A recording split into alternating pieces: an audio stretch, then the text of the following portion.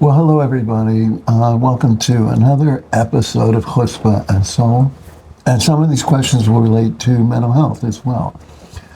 I've got a good friend here right to my left, and his name is Michael Pagano from Arlington. And we love going out for breakfast. And we schmooze very well. So he likes asking questions. And breakfast is always about questions. But these are actually written questions. And he's doing the questions, I'm doing my best answers. Sounds good. Thank you. Yeah. Okay. Yeah. I may have some of my own for you that are not scripted either. That you Can you believe that, you guys? That you will not. No preparation, right? Good. I didn't say anything to you about anything. Right. Yeah. I like improv. Okay. Improv. Yeah. I know you do. Okay. Well, thinking of the political climate these days, Sure. why do you think so many people believe in conspiracies? You know, it's an easy way to explain things, right? It's like an easy way to use paranoia, even if you don't realize that. And it kind of explains things in a global way. You know, it's not like, usually it's not explaining one thing at a time. I think that the U.S., we got so bamboozled by the John F. Kennedy assassination in 1963, and we never recovered from that because people felt it was never really solved, and that it couldn't have been a single conspirator, a single killer, Lee Harvey Oswald. And because it just seemed so random or just so, it was so out of the script, of course. Kennedy was at the height of some popularity, and there was a real feeling of moving forward. And then he gets killed because he had an open convertible. This is back before, every president was, really, really taken care of in that way, And so there was a belief that things were much safer.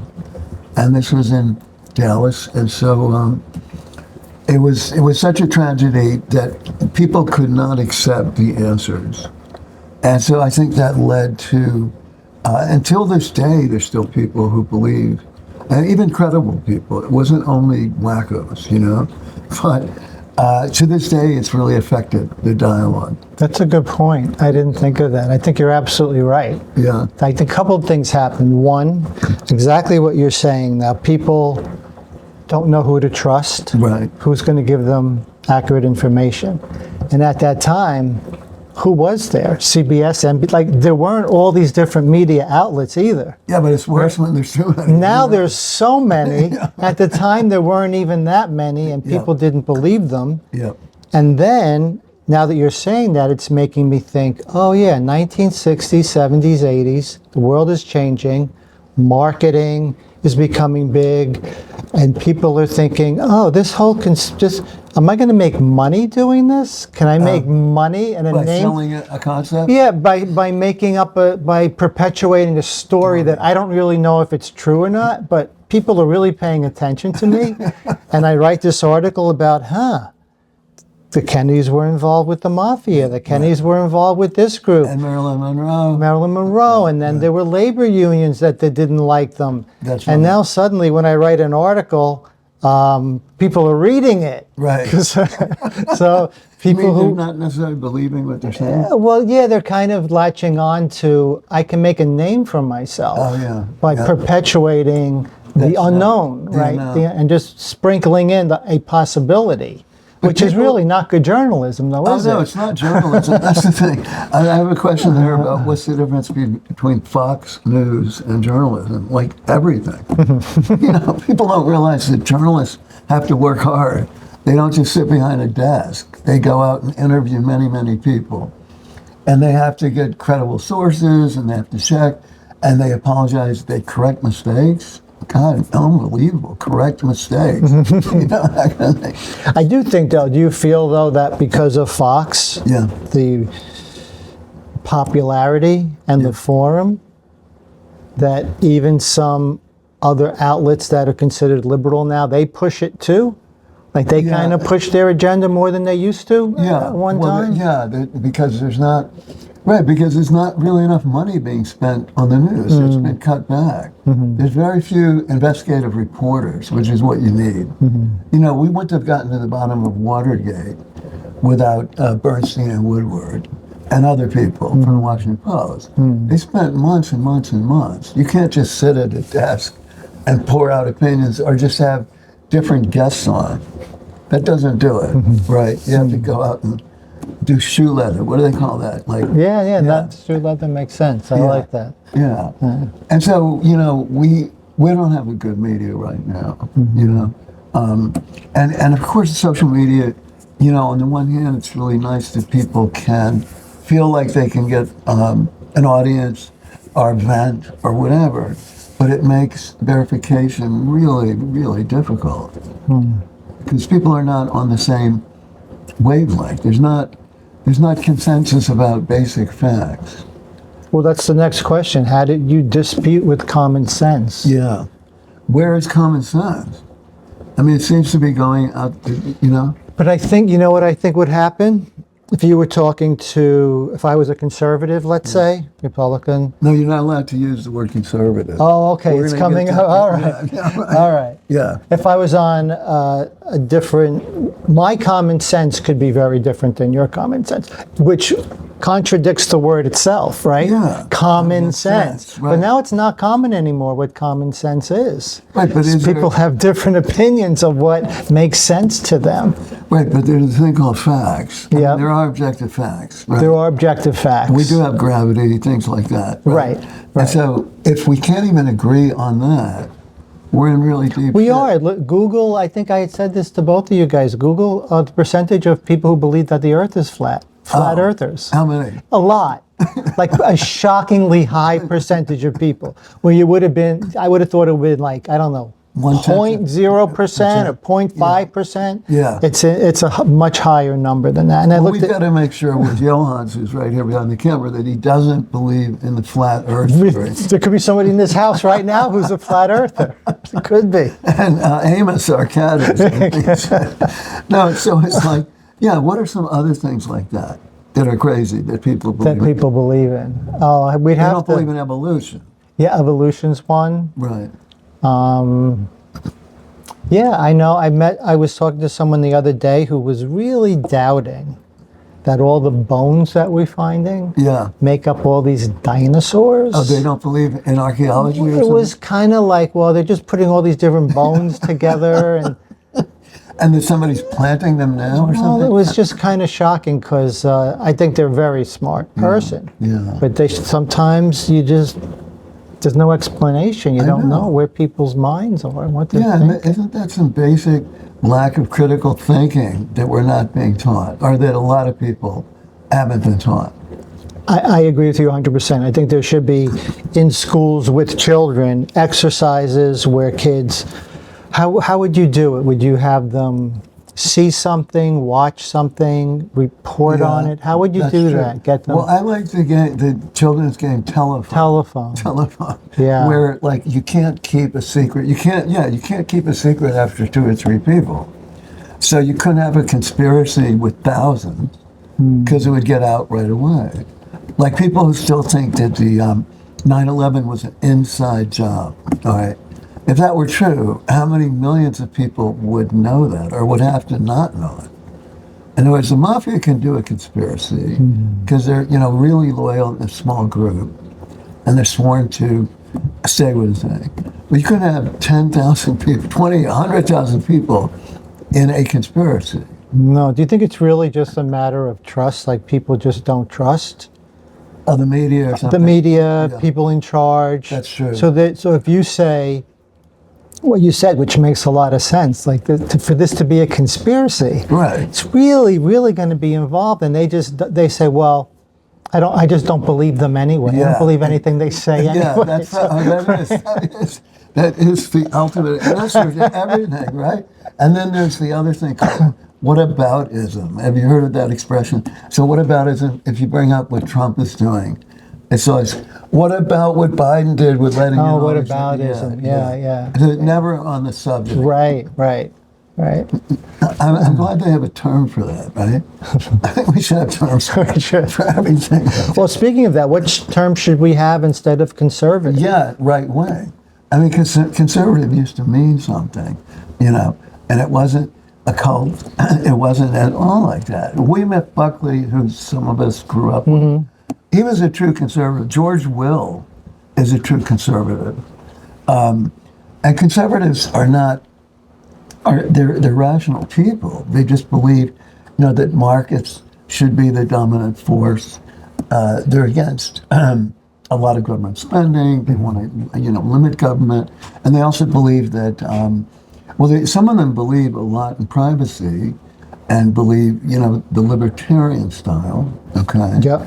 But the whole thing is that they're not irrational, and they're not just automatic knee-jerk against the other side. Like William F. Buckley had this long-term show called Firing Line, and it was him against, he would always have on some liberal on the other side, right? And they'd argue, but they wouldn't punch each other. And then it turns out that one of his best friends was Norman Mailer, the writer and activist, who was totally the opposite. They used to go sailing together. Well, Robert Kennedy, RFK, and Andy Williams, the singer Andy Williams, they were like best friends. They'd go on vacations together. Their wives, the four of them. Andy Williams was conservative, and that Robert Kennedy. You can't get more other side than Robert Kennedy, and they were best friends. They were close to each other. Did he sing with Andy Williams? No, there might be a something somewhere. No, that's exactly right. So you could have a lot more copacetic, a lot more harmony, or a lot more equilibrium between these sides. It wasn't insanely polarized. But I want to say why I think the primary reason that it's become that bad is something that people haven't talked about enough. And I heard this guy named Jack Beatty, who used to be a commentator on WBUR, I think. He was based up in New Hampshire. Before that, he was a regular host on BUR. And he called in, or they called him, this is like years ago, and he said what's really driving this is a huge increase in economic inequality. That anytime there's a lot of economic inequality, like in the 20s, it moves political stuff to polarize very extreme positions. And that's what's happened. But we focus on the cultural wars. But cultural wars are not as fundamental as the class wars, but people aren't really doing that. The underlying incredible economic inequality means that huge numbers of people know or feel they're never going to improve, and things won't improve for their kids, which is really contrary to the American dream. So it creates a lot of lack of belief, a lot of alienation, a lot of cynicism, and cynicism leads to a lot of extremism. And let me start by saying this. If you were a police chief and I think you used to be, Michael, and you take any city, I don't know, Boston, right? Would you do things the way ICE is doing? Would there be accountability? Would you wear masks? Would you be known about? Would your name be in the papers? Would you have press conferences? Would the people working for you, would they be known? Would they be transparent? Would they be members of the community? Right? They're not just floating around the country. They're members of the community. That's law enforcement. I think, and maybe it's happened a little bit, that ICE is giving a totally outrageous, completely inappropriate name to the word law enforcement, to the term. If I was a police chief or in the police union, I'd be fucking pissed off. I'm saying they're making people believe that that's law enforcement. We don't do that. There's lots of training. How much training do ICE people get? Police have to go through the police academy. They're monitored, right? Sure, they make a lot of mistakes. Sometimes they can be violent, but they wouldn't come up to a car like what happened with Renee Good with 6 people going up to one car with one woman I think she was by herself. Her wife was with Her wife was, okay, yeah. two women in a car that was like almost stuck, it looked like, in the side of the road. Yeah, they were sort of stuck. And even if they had been in the protests, well, protests are legal under the First Amendment, you know? But you wouldn't go, if you wanted to de-escalate, which police departments are learning about, being trained to de-escalate, not to escalate. ICE is all about escalating, and the way that they show up in every way is not about law enforcement. It's about law breaking. It's about thuggery and about intimidation. And they're reminding people of the worst aspects of the Gestapo. They're really, really scaring the shit out of people. And local police probably don't like them there. That's You're where- probably better versed on this than I am. What are local police saying? Well, they're not saying enough, I think, but they're saying a little bit. Apparently, even in Minnesota, that when Tim Walz, the governor, called out the National Guard, but it would have been the Army National Guard of Minnesota. I think the National Guard has separate state jurisdictions, I think. And they went around and they were giving coffee and maybe donuts from Dunkin', who knows, to the protesters. They were like treating them really well, even when ICE was out there. And so, you know, so if you're a law enforcement person, and you've gone through all that training, and you know you're held accountable, and you know you can't, and there's like, yeah, and there's internal investigations. You know, every police department has an internal unit. People can really have consequences if they do chronically violent acts. Would somebody get fired from ICE for doing that? And they're not really following by any means the immigration thing, the current thing, certainly not constitutional principle of due process. Because anybody in the States, anybody, is entitled to due process. And they're not going after the people they were, entitled, not entitled, but meant to be going after. Hardcore felonious, non-documented immigrants.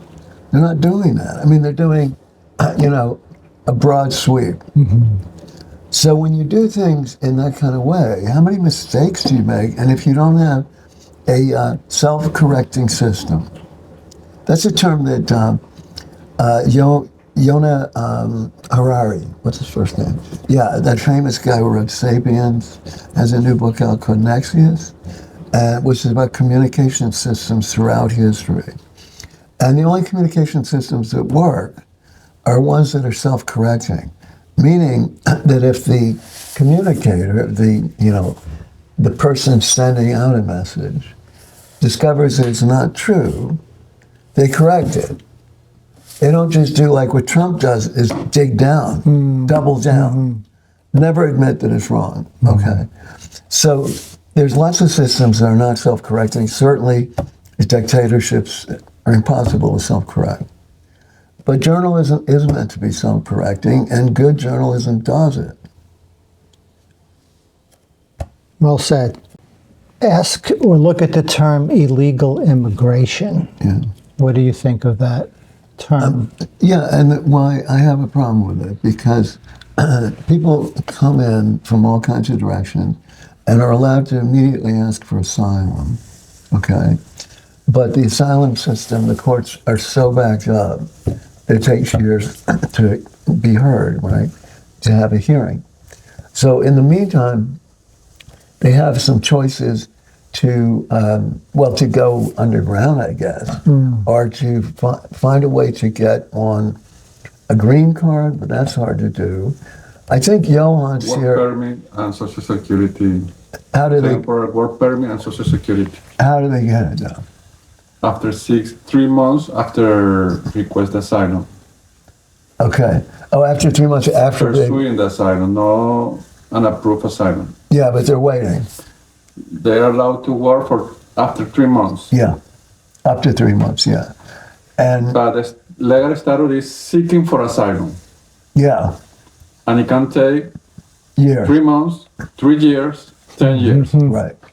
And therefore, how much legal immigration is there given the millions of people who want to come here, and not only here, but every country in the Northern Hemisphere.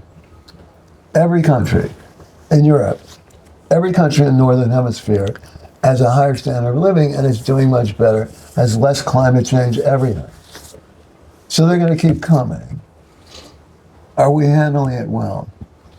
Yeah, there were problems start there when they allowed to thousands of people come to United States Yeah. and start a new life here with Yeah. a work permit, Yeah. a social security. Yeah. They register the kids at the school. Yeah. They start a new life. And therefore, And now they are be chasing like a rat. yeah.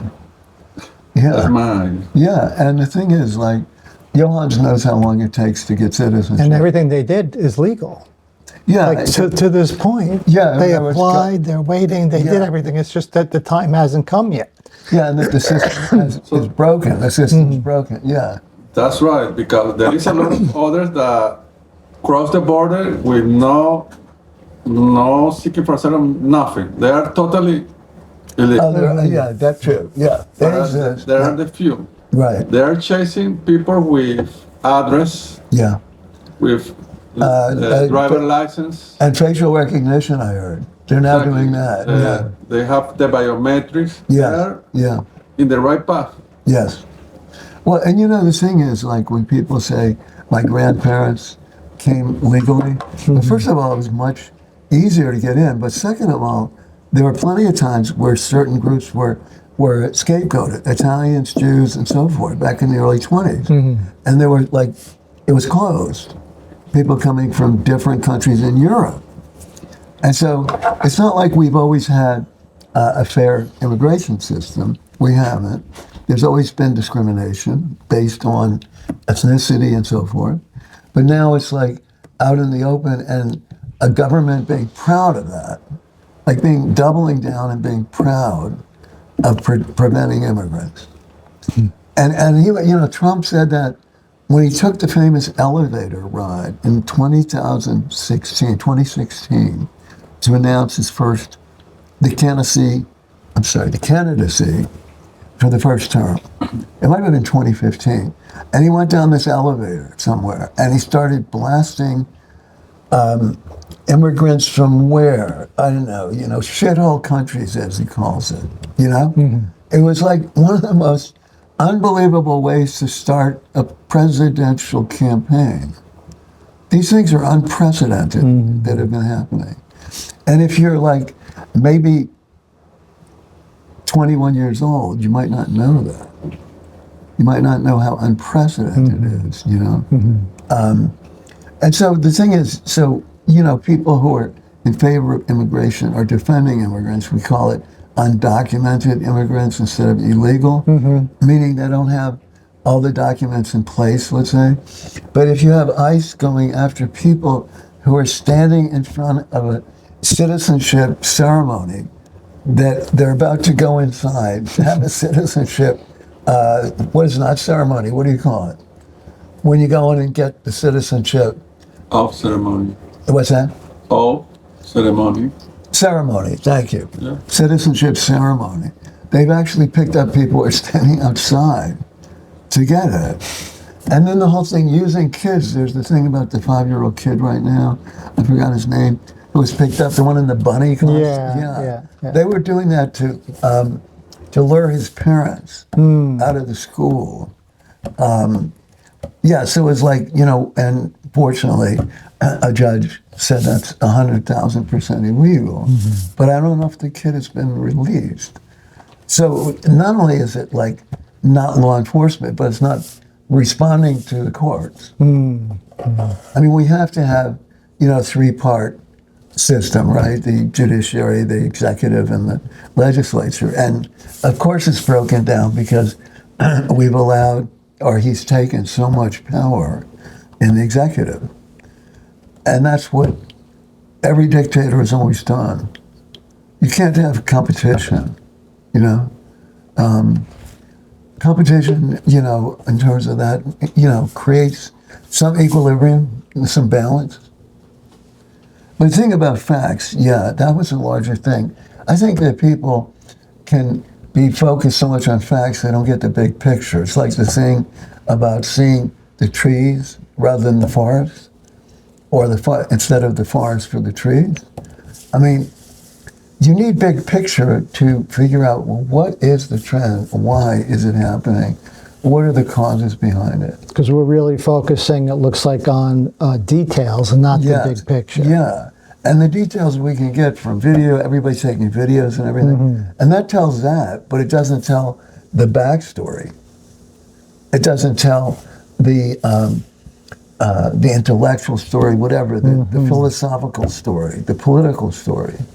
And I think most Americans, maybe not just Americans, but I think we're pretty bad at understanding political ideas. People don't really know what that means. You know, most people, right? And countries that have longer history and have more political parties and maybe better education systems in terms of that have a better chance to understand that. And when you say understand that, Yeah. say again what that is, and do you think it can be taught in school? What is that? Yeah, I mean, understanding that would be the big picture, understanding what's really, you know, what forces, what trends, what big picture can we look at? Like I was saying, it's going to keep happening about immigration, whether legal or not, from the southern hemisphere, Africa, Latin America, and so forth, to the northern hemisphere, North America, Europe, and so forth. Why is it going to keep happening? Because the southern hemisphere is way less developed. They're being more affected by climate change. They have less functioning states. They have a lot of failed states, right? And even less economic equality in most places. Civil wars going on all the time. So millions of people are escaping from political violence and or escaping economic oppression, that they want a better life for their kids. Oh, and there's one other thing. If we stop the tape and go through this thing, this is pretty amazing. A thing I saw on YouTube today, which was about how immigrants provide much, much, much more to the United States, much more value than they're taking out. They provide way more taxes, way more this, much lower percentage of criminal stuff. And the reasons are many, but one of them is that well, first of all, they work hard and they have independent businesses, a lot of them. They start a higher percentage of businesses. It turns out that most come in, the average age is 25. We always think of immigrants with hundreds of kids, but if they have coming in at 25, they don't have kids in the public school, so they're not putting a burden on that. There were all kinds of ways that this chart showed that since 1950, I think they looked at, all the way to now, that immigrants have provided a net positive benefit and lowering the deficit, rather than what everybody says. They're taking our jobs, they're bleeding the country. So nobody wants to look at, I mean, Fox News is not going to send investigative reporters out to look into those facts, right? And those are facts, but then the trend you can see, I mean, we all see the fact that what has immigration done to the culture? Better food, right? More joy, as Johan said. Lots and lots of cultural stuff. Better neighborhoods. You know, if immigrant groups take over a neighborhood that's been sort of failed, they always raise the quality of the neighborhood because of strong family, you know, things. They're not chaotic in that way, you know. Many of them are very traditional, Catholic or Protestant or evangelical, whatever. So they're, you know, and the families and extended families. And the other thing I thought of is so many businesses that immigrants run are family businesses, right? So if you have, you know, minor kids working for you, you're not paying them a salary, right? Yeah. But they're helping the bigger picture, right?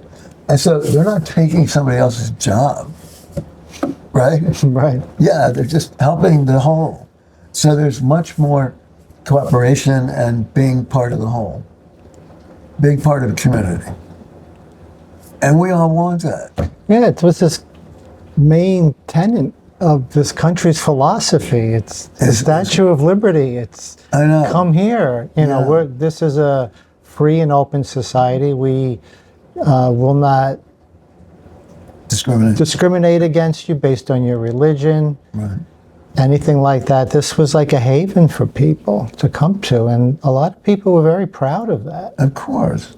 I mean, there's not. I think of the U.S. as not just a nation, but a civilization, because it contains every single nationality. Yeah, and other countries started to mimic us. Yeah. Because you'll notice now, I'm into boxing. Yeah. So the one of the top female boxers in the world Yeah. is Norwegian.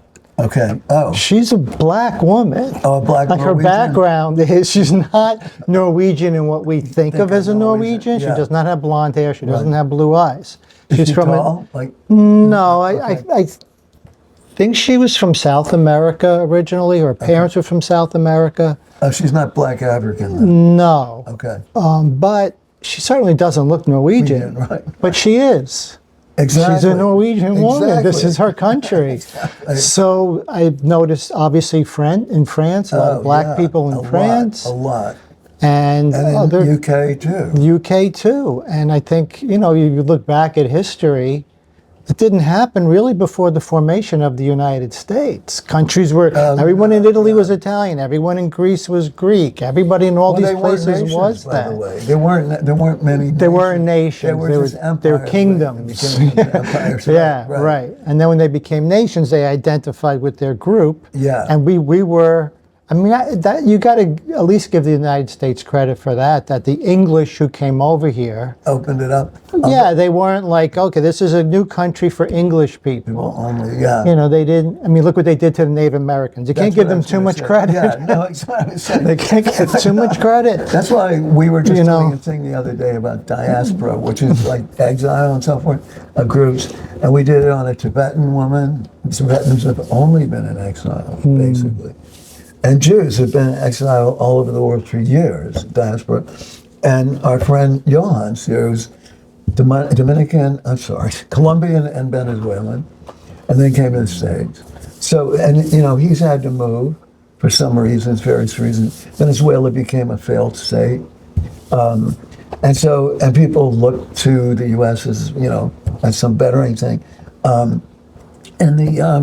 Like Australia always became a land it started as a penal colony for the Irish, right? But I think it's a pretty immigration intense country, I believe.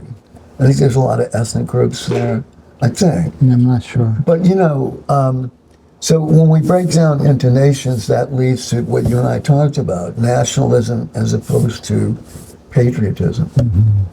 We define that the people have to get on our old website, our old YouTube channel, and find an earlier session that Michael and I did in Harvard Yard shortly after October 7, 2023, outdoors, and we talked about the difference between nationalism and patriotism. So you have to have nation states that have nationalism. Yeah. And then it becomes what? Very exclusive oriented. Exactly.